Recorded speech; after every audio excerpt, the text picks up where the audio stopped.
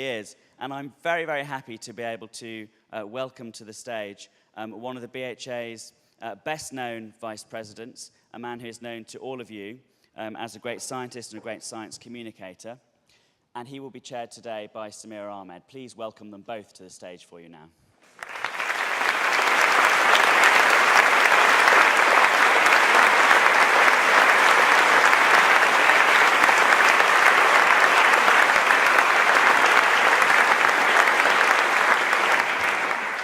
Welcome to you all, and especially to Professor Richard Dawkins, who, as many of you will know, is Vice Chairman of the British Humanist Association. Now retired from Oxford University, so an emeritus professor. He was its Professor for Public Understanding of Science for 13 years till 2008, and his work as an evolutionary biologist here has engaged a global and, crucially, a general public with such best-selling books as The Selfish Gene and The Blind Watchmaker. As the man who popularised the concept of the meme, his often controversial interactions on social media, notably Twitter, and the memes that have resulted from some of his pronouncements have been interesting to watch too, and I'm sure we'll talk about them a bit. His book, The God Delusion, has sold more than 2 million copies and been translated into 31 languages, and it has been a prominent part of his campaigning. It's been directly linked to a significant rise in the number of self-declared atheists in the United States, where the Richard Dawkins Foundation campaigns particularly actively against religion in public life and in politics. And Professor Dawkins' book, The Magic of Reality, aimed at children, is part of his focused campaigning against religious schooling, which he regards as child abuse. And Professor Dawkins' public debates with religious leaders, such as the former Chief Rabbi of England and Wales, about the existence of God, illustrate his commitment to promoting atheism and taking on those debates publicly. So I'll be interviewing Professor Dawkins first, and then we will have plenty of time for questions. And I've just got to load my questions, sorry. Go. You took on campaigning against religion about the age when many people start planning on just retiring and kind of making peace with those issues. So why did you get active in the last 10 years? It's been a lifelong, it's been a lifelong thing. I mean, I wouldn't say that I started recently. The God Delusion is a relatively recent book, but really all my books are implicitly atheistic. The God Delusion is rather more explicitly atheistic. Why on earth would you stop just when you reach retirement age? And it seems to me to be every bit as important now as it ever was. And I want to go on to the end, which I trust will be a long time hence. Well, you're Vice Chairman of the British Humanist Association. Do you think there is an important distinction between atheism and humanism? Well, I suppose atheism is an intellectual position about whether or not there exists a supreme being, a supreme creator. There's some dispute about whether atheists say there positively is no supreme being, or whether atheists say there is no positive evidence for one, and therefore we're going to live our lives as though there is none. And you haven't asked me about that distinction, so I won't make a big thing of it. I mean, Darwin called himself an agnostic after Huxley, and other people call themselves atheists, meaning pretty much the same thing as Darwin meant by agnostic. But a humanist, I take to be an atheist plus some kind of moral position, some kind of ethical position, some kind of perhaps political position. So we are not only atheists. If we're humanists, we are atheists who take a moral stand based upon rationality, based upon rational moral philosophy, on rational ethics. So we take our atheism further and bring it into the political and the social arena. And I think it is a very important distinction. And I wonder if, particularly if one looks at America, atheism has always been a dirty word there, and it's been associated very much historically through the Cold War with communism. Do you think atheism will always be a dirty word there anyway? It's a curious thing. You're right that in America it is a dirty word, and many people have, as you say, traced that back to McCarthyism and the association of atheism with communism. And there was a time in American circles when atheism and communism more or less went together as a single word, rather like strident atheism does today, as though it was all one word. So atheism still is a dirty word in America, and various people in America have sought to use just another word for exactly the same thing, like non-theist or bright or something like that. And I vacillate. It's a political decision, really, what's the best thing to call ourselves. I think I'm kind of veering towards saying, let's grasp the nettle, let's go on calling ourselves atheists and make people understand what it means, that it's actually rather a benign thing. There's nothing sinister, nothing aggressive about being an atheist. But there are many Americans who feel that the more softly approach is more politically expedient, and therefore use a word like non-theist or secularist or bright or something like that. And you can see why that's the heart of the discussion now, in a way, isn't it? That it's one thing feeling that you're right, it's another thing actually winning over hearts and minds. That's right. I mean, the polls in America suggest that if you define atheist in a sort of more neutral way, as secularist, non-believer, sometimes they're called the nuns, then you find about 20% of Americans fall into that category. But if you define it as if you use the word atheist, then it drops to about 2%. So just simply changing a word for exactly the same thing. Julia Sweeney, I've often told this story, but it's very, very funny. Julia Sweeney, the American comedian who did this wonderful one-woman show called, I think, was it Letting Go of God, something like that, describing her own escape from Roman Catholicism. And it's a very, very amusing, very witty one-woman show. And towards the end of it, she describes her mother's reaction when her mother read in the paper that she was an atheist, and her mother said this, said, "Well, I don't mind you not believing in God, but an atheist?"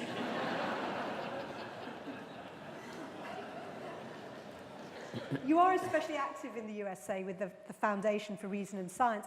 Is America, in a way, your priority? And should it be a priority for humanism, do you think? Well, there's a lot to be said for making it a priority. It is an extraordinary anomaly, what you've just raised, that atheism is a dirty word in America. Theism is big business in America in a way that it isn't here. And that's an interesting point in its own right. We've recently had in George Bush a president who avowedly talked to God and let God tell him what to do, including invading Iraq. We have a country in which there's constant, in effect, cultural warfare over religion, where I'm told by my American friends that when you move to a new town in America and you go to a party, absolutely the first question you're asked is, what church do you go to? You can't imagine that happening here. So there is a difference. There is a sense in which perhaps our efforts need to be concentrated in America rather than Britain. But actually on the world stage, it seems to me that our efforts need to be concentrated in the Middle East, in places where religion is more than just a sort of cultural battle, but actually is a physical, violent battle where people are actually being killed because of futile and footling distinctions between one religion and another. I mean, do you have a view on what sort of action one can take? We've heard from some very brave campaigners in some of these countries, but when you look at the scale of it and you look at how entrenched religious establishments are in running countries, reasonably, what are the first steps towards that? It's a very difficult thing. You're talking about the Islamic world well, now. Yes, particularly countries, I mean, like Saudi Arabia, which are allies of Britain. I mean, so much of the Middle East. Even if you didn't have the current crisis with ISIS, and I wonder what your view is, someone with a position of such authority in the world of humanism, about how some of the people in this room could think about trying to help bring about change. I derive some comfort from talking to people in this room who come from this area, who tell me, and I hear it again and again, that the number of people who are dissenting from the predominant religion of that region is much greater than any of us on the whole realize. And that there is an underground movement, there is an undercurrent going on, and it could be one of those cases where there might be a critical mass, where enough of such people come out that it ceases to be dangerous to do so. Tell me about coming out, because this is a big part of your campaigning, but it doesn't feel like it's practical in so many of these countries yet, when you look at the level of authoritarian crackdown on any form of dissent. That's right, and that's why I use the phrase critical mass, because there does come a point when enough people dissent from the ruling majority, that the ruling majority no longer exercises the power that it at present does. If everybody believes that they're the only one who is an unbeliever, then they're afraid to mention it. But if there were some way in which they could secretly know that there are lots and lots of other people. I mean, I get this in a small way when I going back to the United States now. When I go on a lecture tour, I tend to concentrate wherever possible on the so-called Bible Belt. I tend to go to the Deep South, and what I find there is that, contrary to what many people expect, I get my most enthusiastic receptions in the Bible Belt. And just a second thought immediately tells you why. The sort of people who come to my lectures and the lectures of people like Christopher Hitchens are beleaguered. They feel threatened by the society in which they live. And so when somebody like me goes there, I will fill a hall with 2,000, 3,000 people. And the point is, for me, is not what I can tell them. The point for me is that they see each other in a great big hall, and they realize, I'm not alone after all. I thought I was. So I see myself as a lightning rod to bring people together and recognize their existence. And I'm hoping that, I mean, of course, in America, they're not actually physically endangering themselves by doing so. But there could be something similar in the Islamic world. Perhaps the internet could be a major force for informing and then empowering people, because it's relatively hard for an authoritarian government to police the internet. I mean, they try, and to some extent they succeed. But I think that it's going to get harder and harder to do that, and so it's possible that the internet may be one of our biggest weapons. Okay, well, we'll talk about the internet more later. I want to talk a bit about education. You've spoken very forcefully against religious schooling as brainwashing and indeed child abuse. The US has a secular schooling system, and yet it has far higher religious belief among its population than the UK. And I know that the UK is its own little area, but the UK has faith schools, and I wonder, is the actual principle of a secular schooling system necessarily a solution? I mean, is America's education system better? Well, the paradox has been noted that in places like Britain, where we do have an established church and where we have faith schools sponsored by the government, supported financially by the government, we are a relatively unreligious country, with the notable and sinister exception of Islam. But as far as Christianity is concerned, in this country, Christianity is dying. Do you really think that, given the rise of schools which are promoting creationism? I mean, there's a great deal of concern about new Christian fundamentalism. There is a certain concern of the rise of neo-fundamentalism in Britain. The figures show, if you compare, for example, the 2001 census in Britain with the 2011 census, in 2001, the census published that there was something over, I think it was about 72% people called themselves Christian in Britain. And then in 2011, that had dropped, I think, to 54%. I may have got the figure slightly wrong, but it's approximately a drop of about 20%. And that doesn't tell the whole story. My British foundation, the Richard Dawkins Foundation for Reason and Science in Britain, commissioned a poll, an Ipsos Mori poll, in the very week of the 2011 census, in order to get people exactly at the time when they'd actually filled in their census form. And we polled specifically people who had ticked the Christian box in the census. So these were people who had said, I am a Christian. And we asked them a number of supplementary questions to investigate actually how Christian they really are. So to test their knowledge of the Bible, for example, we said, what is the first book of the New Testament? Is it Matthew, Genesis, Acts of the Apostles, or Psalms? I think it was 39% successfully ticked Matthew. Now, these are people who advertise themselves in the census as being Christian. And it's not that they had to reach into their memory to pull out the word Matthew. They were given a four-way choice of Matthew, Acts, Genesis, and SARS. Is that still a fair argument to bring up? I mean, I take your point about whether people are practicing, but in a way it's interesting that you choose to use that question now. I've only got to question one. Yeah, but I'm sure you'd find lots of... But that's the interesting about belief. It isn't always about knowing all the details of documents, is it? It's That's about why we need to go on to question 2. Which is? Go on. Well, I forget exactly the order of the questions, but they were things like, do you believe Jesus is your Lord and Saviour? Do you go to church? Do you govern your life by Christian morality? That kind of thing. We asked them, after the figure dropped dramatically from 54% who said they were Christian to something derisorily small, to the answer to the question, do you believe Jesus is your Lord and Saviour? Do you believe Jesus was born of a virgin? Do you believe Jesus rose on the 3rd day? I mean, the figures dropped, I forget exactly what to, but not quite to single figures, but almost to single figures when we asked them those questions. So then we asked, why then did you tick the Christian box? And the most popular answer to that was, oh, well, because I like to think of myself as a good person. That, ladies and gentlemen, is what we're up against. Well, people think that the word Christian means good person. It actually sometimes is used. You say to somebody who's just done you a good turn, oh, thank you, you're a Christian. So that was that. Then we said, well, when you have a moral dilemma, when you have a moral question, a difficult ethical question to face, do you turn to your religion to answer it? And I think it was only 10% of the people who ticked the Christian box who said, yes, we turn to our religion.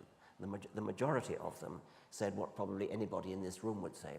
I forget the exact phraseology of the question, but it was things like what we would call moral philosophy. It was things like taking advice from friends, the sorts of things that any sensible person would base their moral decisions on.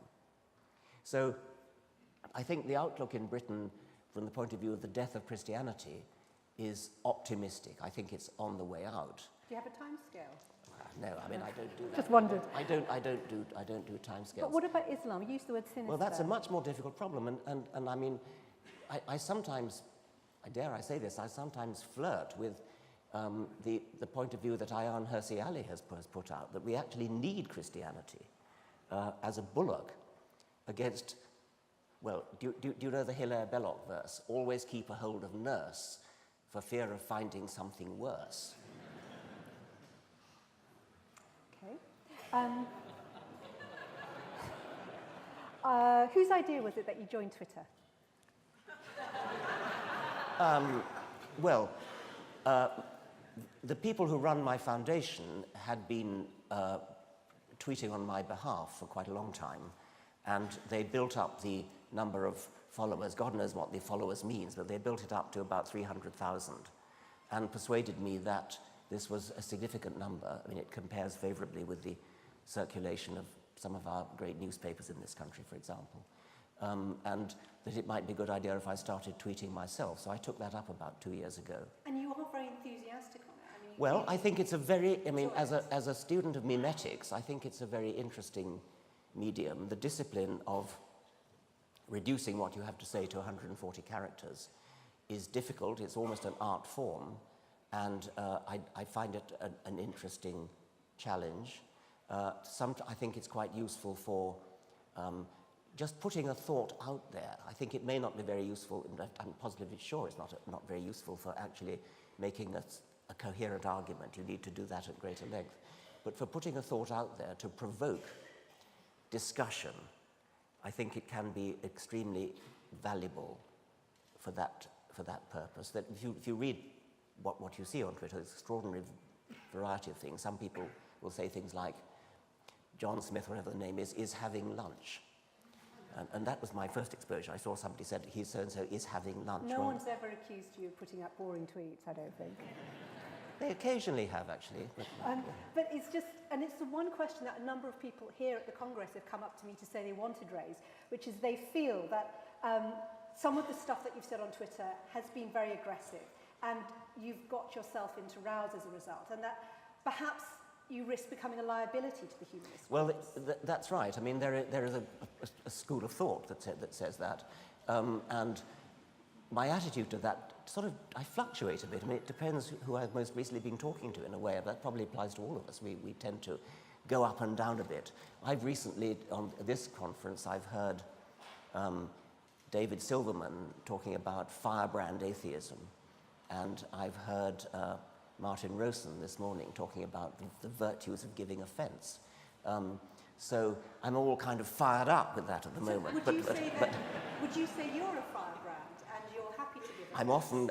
I'm often accused of being a firebrand. I'm often accused of being strident, and the God Delusion, rather oddly in a way, because the God Delusion is actually quite a moderate book. I like to think it's rather a humorous book actually. But it is described as strident by some religious people. But I don't want to. I mean, you asked me about Twitter, and I do want to talk about that just because in recent months it has taken on. Okay, well, I think because of some of your comments. There are some things that I. One about rape, which you presented as a kind of, I think, a provocation. And if I can just read it. Absolutely not. I did not present it as a exactly. provocation. Let me just read it because there was another one that was similar. Date rape is bad. Stranger rape at knife point is worse. If you think that's an endorsement of date rape, go away and learn how to think. And then you did a very similar one on violent versus mild paedophilia. Now, you know how people have felt about that. Do you regret anything about bothering to do those as tweets? As you said yourself, it's not an ideal medium for setting of complex arguments. I don't regret it as much as you want me to say I regret it. No, I don't want you to say anything.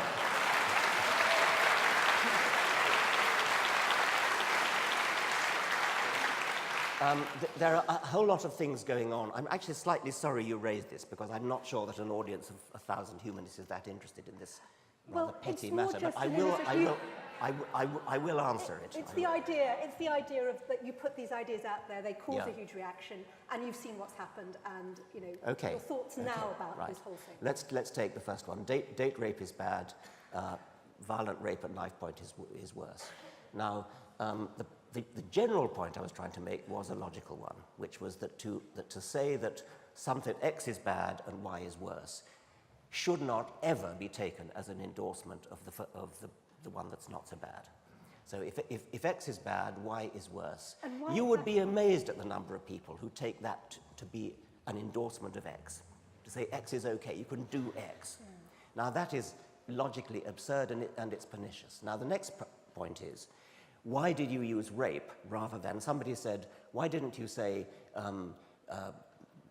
slapping somebody around the face is bad, breaking their nose is worse? I could have said that. It would have been completely pointless because it's totally obvious. And actually, the general point is totally obvious.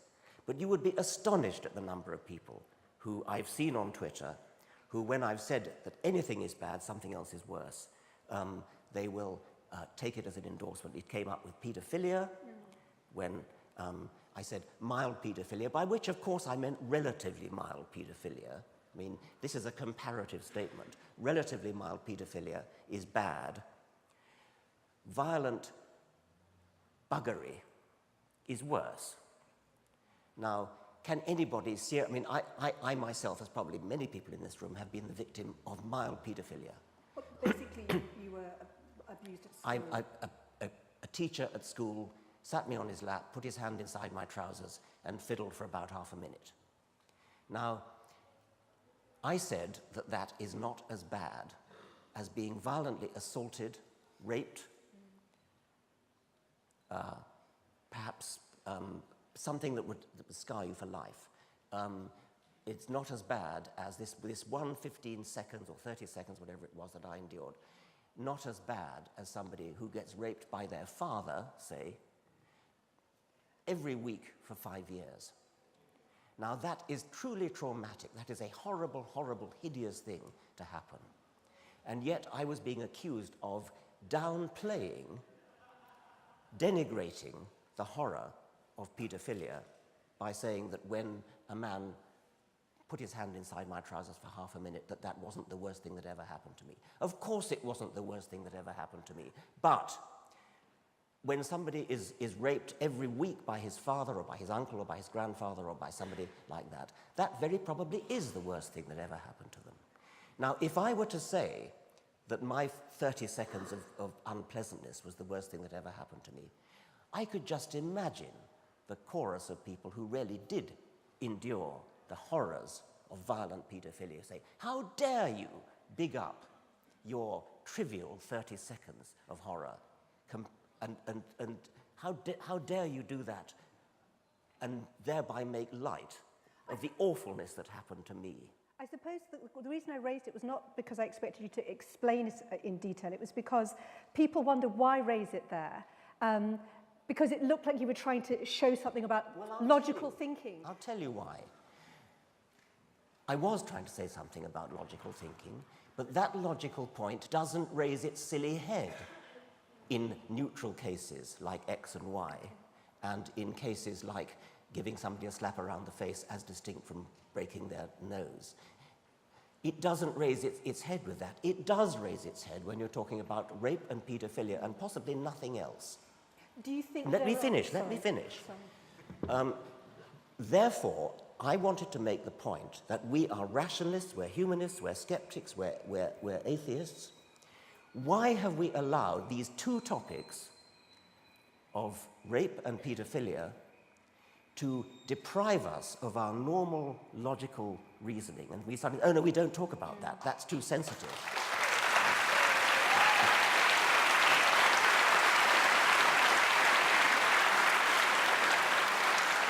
And I wrote this up on an article in my website, and I began with a fairly long introduction on the discipline of moral philosophy and how moral philosophers will take what may be painful cases. For example, a moral philosopher, a typical case might be, why don't we eat human roadkills?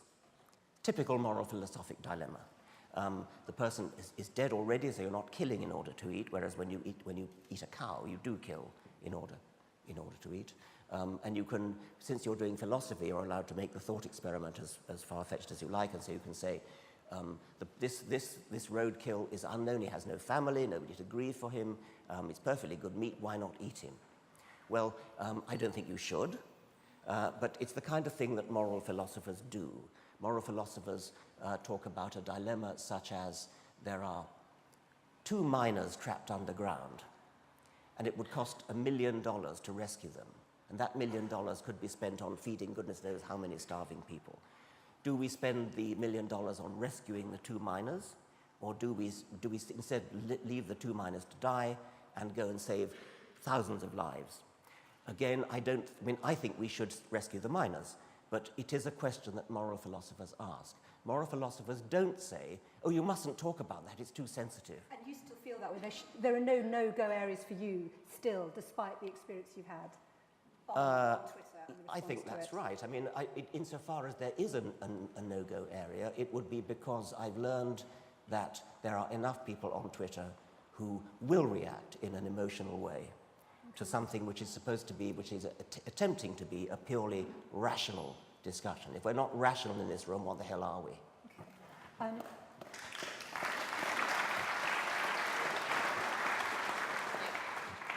Peter Higgs, the Nobel Prize-winning physicist and a fellow atheist, said in 2012 that he felt sometimes you concentrate on all religion as fundamentalist, and that can be too aggressive and it can damage the cause of humanism, when he would argue many believers, people who do believe in God in some way, have no quarrel with you. Do you think he has a point? Yes, I mean, I think he's a great man, he's a great physicist. I've never actually met him, but I've enormous admiration for him. I think that there is a reasonable case to be made, and I think it's a largely political point, that if we are too aggressive as atheists, we turn off some of the people who might otherwise join us. And this is particularly true in the issue which is big in the United States and is maybe becoming big here soon, the question of creationism and evolution education. And I've been taken to task by Eugenie Scott, who's an absolutely admirable woman, who runs the, I forget what they call it, but the sort of think tank in California that fights valiantly for evolution against against creationism. And she's just, I think, retired from that position now, but she was constantly berating me for turning off the very people we ought to be recruiting as allies, which is moderate religious people, moderate Christians and moderate Jews and so on, who... Moderate Muslims? I mean, any Muslim who supports evolution, yes. Then the danger that she pointed out was that, and a lot of people have said the same thing, that you turn people off. If people go around believing that in order to believe in evolution, in order to accept evolution, they have to abandon their cherished religion. And her worry is, and worry a lot of people is, that if you go around saying that, then you'll lose a whole lot of people to scientific education because they will feel that they are damaging their religion, that they're having to abandon their religion. This is why I have on many occasions actually joined forces with moderate bishops and people like that in combating creationism. Is that something you're trying to do more of now? Well, I will. If there's any bishop here and wants to join with me, I'm very happy to do it. I've done it before. One example was the recent Bishop of Oxford, Richard Harries, who's a very good man and a good friend. We got together over that notorious school in Gateshead in the northeast, which was teaching young Earth creationism. And the Bishop of Oxford and I got together. We rounded up, I think I rounded up 9 Fellows of the Royal Society, and Bishop Harries rounded up, I think, half a dozen bishops, both Anglican and Roman Catholic. And we signed a joint letter which we sent to Tony Blair, who ignored it.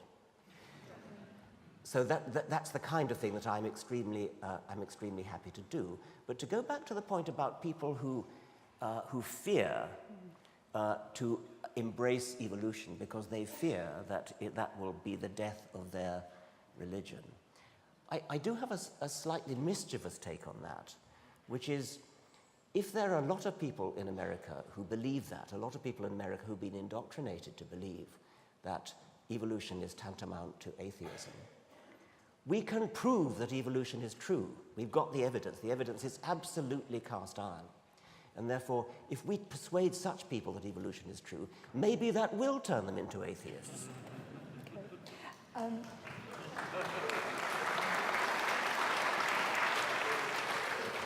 Just one more question from me, really, before we open it up to questions from the audience. What laws would you like to see introduced if you could rule the world, and particularly in regard to religious freedom? Well, when you said earlier that I was passionately against religious education, that's actually not quite true. I mean, in schools, I should have said. Yes, but no, I'm actually in favour of religious education in schools, but that's very different from religious indoctrination. Right. So I think that it is. I mean, when we found that result that only 39% of so-called Christians in the country can identify Matthew as the first book of the New Testament, I actually was rather shocked at that, because it seems to me to be it's part of our culture. Is part of any person's education in this country, that they should know something about the Bible. You cannot appreciate European history unless you understand about Christianity and the Crusades and battles between Protestants and Catholics and things like that. You can't appreciate English literature unless you can take your allusions to biblical references, because there's so much of the Bible in literature. I mean, the Bible vies with Shakespeare as a sort of origin of common phrases that we all use and don't realize where they come from. And because, like Shakespeare, from roughly the same period, the King James Bible is actually rather beautifully written. So in a world ruled by Richard Dawkins, everyone would know the Bible, they would understand the history of religions as a sort of anthropological, cultural cultural, historical, literary. But that, of course, is poles apart from indoctrination, where a child is told, you're in a Catholic school, you are a Catholic child, you believe this nonsense here. I mean, that's what you'd like to change, presumably, an end to faith schools? I would like to abolish faith schools in the sense of schools that are run by particular churches, particular denominations, which indoctrinate children in a particular religion, which are remarkably effective. I mean, the reason why there's so much bloodshed and violence in the Middle East is precisely because young children have been indoctrinated from the cradle upwards. And they've been sent to madrasas, they've been taught nonsense. And they've been told this is Holy Writ, they've been told that you've got to believe this. And people really do believe it. As Sam Harris said, the thing to understand when you're talking about people like suicide bombers, these people really believe what they say they believe. And the reason they really believe what they say they believe is that they were told it as children at a vulnerable age. And the evidence that they do really believe it seems to me undeniable. The other big thing I have about children, and I've become almost a bore about this, is labeling of children. It's another aspect of the same thing, but indoctrination goes with the tying a label around a child and saying this is a Catholic child, this is a Protestant child, this is a Muslim child. And what really pisses me off about this is that it isn't only done by the religious. We all do it. It's part of our culture to label a child. We see in the newspapers in Northern Ireland Catholic children on their way to school being stoned by Protestants, or Protestant children on their way to school being stoned. The newspapers, which are not run by religion, it's not religious propaganda, it's simply accepted that there is such a thing as a Catholic child. No, there isn't. There's a child of Catholic parents. Don't ever talk about a Catholic child, a Protestant child, a Muslim child.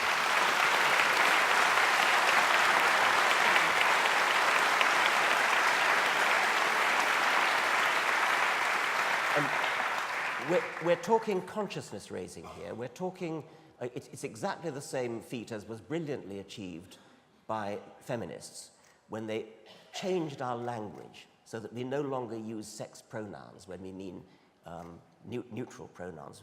We no longer use a phrase like one man, one vote. There's no law against talking about one man, one vote, but we've all had our consciousness raised. We don't do it anymore. If you hear somebody talking about one man, one vote, you flinch, you wince. We all do it, rightly so.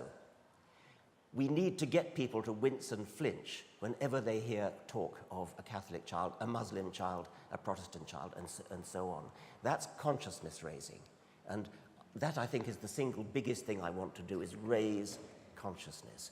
And one way to do it in the case of labeling children is to say, there is an existentialist child. There is a postmodernist child. We don't do that, and if anybody did it, we would be shocked. We don't even say, there's a humanist child, at least I hope we don't. We say, there's a child of Catholic parents. This child may be a child of postmodernist parents, certainly, or existentialist parents, but we don't even dream of saying, therefore, it's a postmodernist child, an existentialist child, a secular humanist child. Why do we do it? Why do we accept it with respect to Catholic child, Protestant child, etc.? We have to leave it there, but remarkable place to end. Richard Dawkins, I can't thank you enough for your time and your honesty, for your terrific questions. I think a big round of applause for our guests.